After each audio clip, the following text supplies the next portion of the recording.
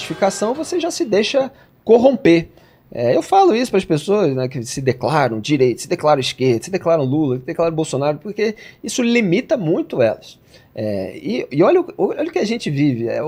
Essa semana mesmo foi engraçado, eu estava criticando uma decisão do STF, que houve uma maioria formada no sábado, o julgamento foi concluído na segunda-feira, que eu chamei de Vale Família do STF. Então os ministros do STF, por 7-4, eles declararam que os juízes podem julgar casos de clientes dos escritórios dos seus cônjuges e parentes. Então significa que o ministro do STF pode julgar o caso de um cliente da esposa dele. Simples assim. É gravíssimo. É o maior escândalo dos últimos meses no Brasil e passou batido na mídia. Eu precisei dar uma pressãozinha ali. As TVs não vão falar, vai todo mundo ficar em silêncio. Chamei para entrevistar a Eliana Calmon, que é uma ex-ministra do STJ, que sempre combateu isso, o filhotismo, o lobby dos filhos dos togados e tal. E aí um sujeito veio me falar, você é responsável por tudo isso. Que aí você tem que buscar... Por quê? Porque ele falou mal do Bolsonaro. Não. Entendi agora. Porque eu tava pensando Então, que relação ele tinha. Primeiro que isso já é narrativa da Madá. Não é falar mal, é você dar a notícia, expor a verdade sobre os fatos, mas aquilo, o militante, ele interpreta como você tá falando mal, sem elementos concretos, etc. Se você ele sabe que tem elementos concretos, é corno manso. Ele sabe que tomou o chifre, o que ele quer é uma desculpa pra não ter que largar, entendeu? É só isso. Vem a mulher dando no sofá, Você vende o sofá, isso. Agora, então, em todos os grupos tem pelo menos duas categorias, tem várias nuances aí, mas se a gente dividir sistematicamente, você tem a massa de manobra, que é essa, que se comporta dessa maneira, o corno manso, tá buscando desculpa, porque ele acredita. Ele tem aquilo que o Carl Sagan falou, que é a profunda necessidade de acreditar, né, que é a característica do fanático. E você tem os oportunistas, mercenários, eles ganham dinheiro com isso. Eles ganham cargo, ganham boquinha com isso. Aí verdade. Você ouve uma declaração dessa, você contribuiu para isso, aí você tem que ver a conta do cara, né? Ver se normalmente é bolsonarista ou é lulista e tal, pelo jeito, pela decisão, eu já tenho certa experiência, já sei que é um bolsonarista.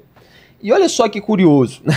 Ele está me criticando para contribuir com uma decisão do Supremo Tribunal Federal, na qual os dois ministros indicados pelo Bolsonaro votaram a favor. Então... Eles votaram a favor do Vale Família do STF. Então essas foram as pessoas que o Bolsonaro botou lá. Essa semana, a Dilma, isso foi tema do programa da Madá, a Dilma foi aliviada no caso das pedaladas pelo Tribunal Regional Federal da Primeira Região, que é um tribunal de segunda instância. No caso das fraudes fiscais, né, na verdade, como eu prefiro chamar, que foi a origem ali do processo de impeachment dela. Por que ela teve o seu problema aliviado, a sua barra limpa? Porque houve um afrouxamento na lei de improbidade administrativa.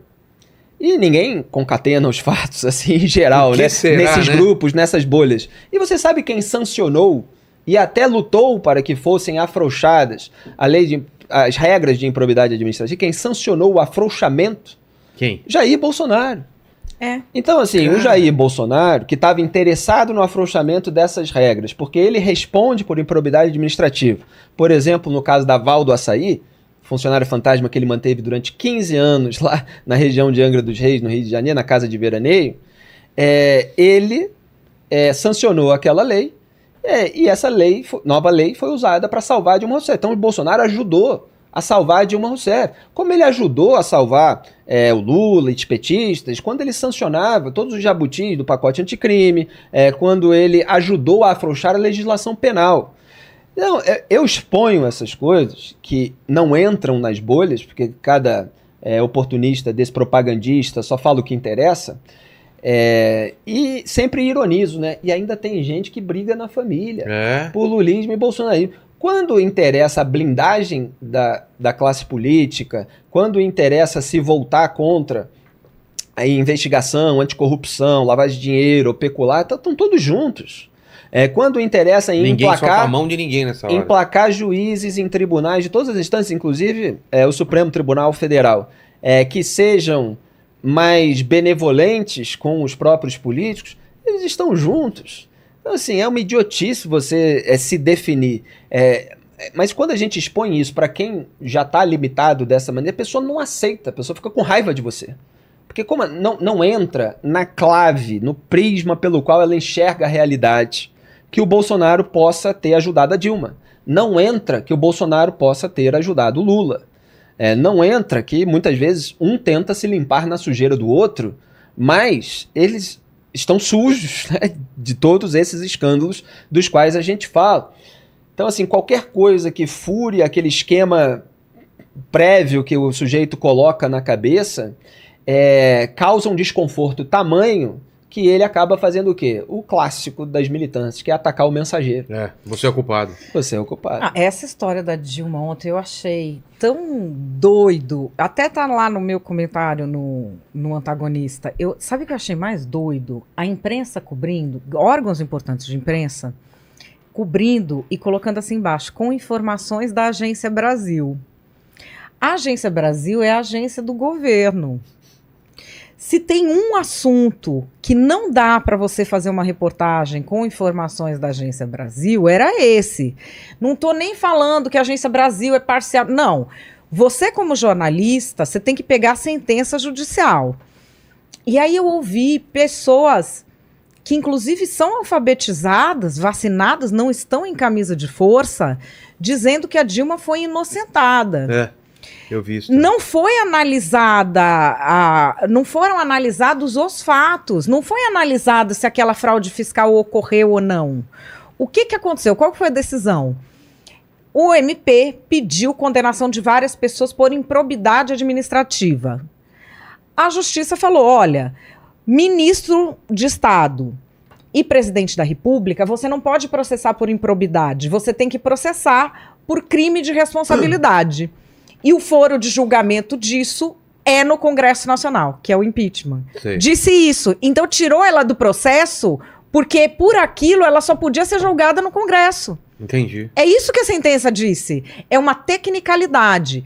E os outros também ela tirou por uma tecnicalidade específica de como você faz o conjunto probatório da improbidade. Não analisou se aquelas pessoas fizeram aquilo ou não, entendeu? Entendi. Então a pessoa fala, ela foi inocente, não aconteceu, ninguém analisou, ali não houve, não tô te falando que eles inocentariam, eles condenariam, ou eles inocentariam, não sei, porque não foi feita nem análise. O que foi feito assim, nós não vamos nem olhar isso aqui. Isso que vocês apresentaram pedindo a condenação não é aqui o departamento, é Congresso Nacional, que é onde ela foi julgada. Entendi. Mas serve pra narrativa, né? Serve pra narrativa. E os influencers estão demais, né? Os influencers estão demais. E eu vi jornalista falando assim, será que a imprensa continuará ainda a chamar de impeachment o golpe de 16?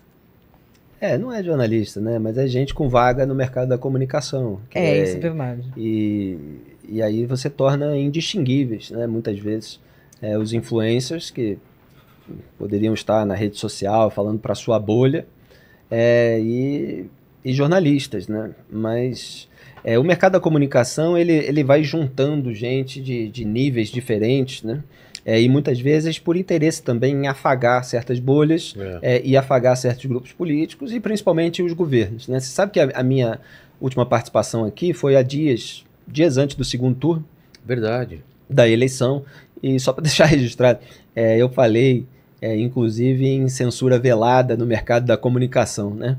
E aí, uns meses depois, né, aconteceram vários episódios assim, não dá para a gente falar assim 100%, mas as pessoas que acompanham o trabalho de jornalistas de verdade, elas sabem, imagino, não sabem todos os detalhes dos bastidores, isso quem sabe aparece num livro no futuro, né?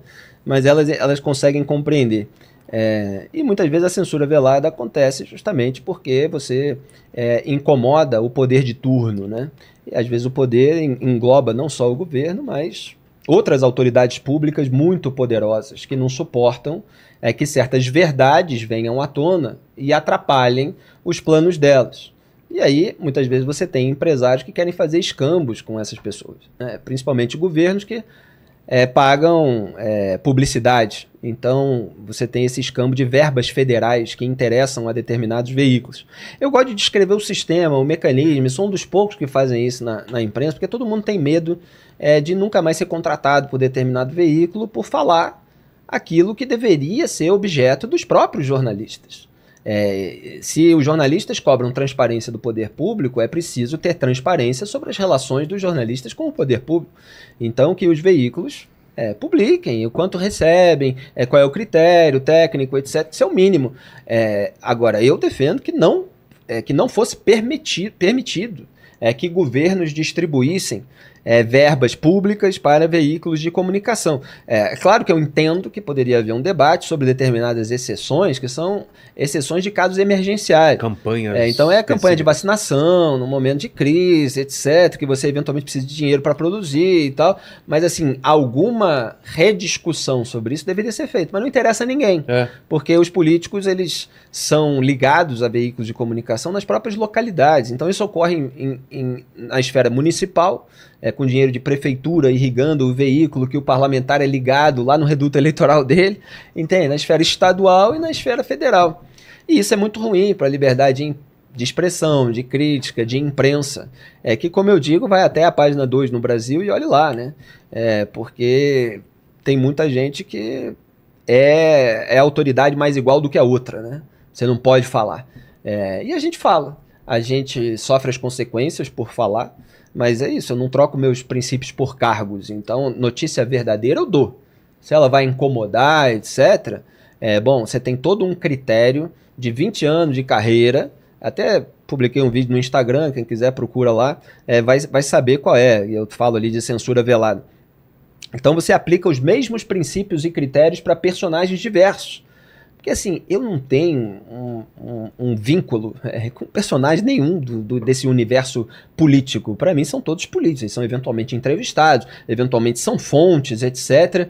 Fez sujeira, falou besteira, entrou em contradição. Estou apontando, não interessa trabalho, né? Se eu já conversei numa entrevista, se já me passou uma informação, etc. Eu falo de todo mundo. Mas para determinadas pessoas, algumas pessoas que são de seus desafetos, etc., elas não têm que ser tratadas sob os mesmos princípios, sob os mesmos critérios. Quando é com elas, você tem que deixar correr a mentira, você tem que deixar correr um processo injusto, um abuso de poder, porque elas são odiadas. E no Brasil, em razão desse debate público tão deteriorado, do ponto de vista moral, inclusive, isso está se tornando uma regra, né? Quer dizer, as pessoas, em razão do seu ódio por alguém, elas acham que todas as mentiras são válidas, que todas as injustiças, que todos os abusos de poder, etc.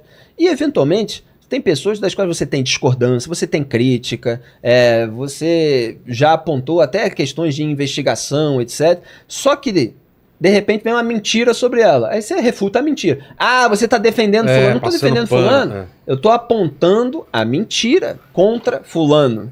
Não tenho nenhum vínculo com essa pessoa. Então, assim, tudo é distorcido porque o cinismo está imperando, né? As pessoas não conseguem analisar cada situação particular com base em princípios e valores universais. Então, quem tem alguma bagagem literária, alguma formação moral, sabe que você tem uma hierarquia de valores onde existe a decência, onde existe a busca da coerência, a integridade, a transparência, etc. Mas isso que é muito abstrato, às vezes não é foco, né, de pessoas, às vezes, sem capacidade de abstração. Então, o que ela entende é o seguinte, seguir o Bolsonaro. Seguir o Lula. É a pessoa de carne e osso. O princípio geral, a regra geral, olha, sempre nessa situação eu vou repudiar essa conduta. Isso fica uma coisa muito vaga. A qual grupo eu pertenço e a qual grupo essa pessoa que está falando pertence.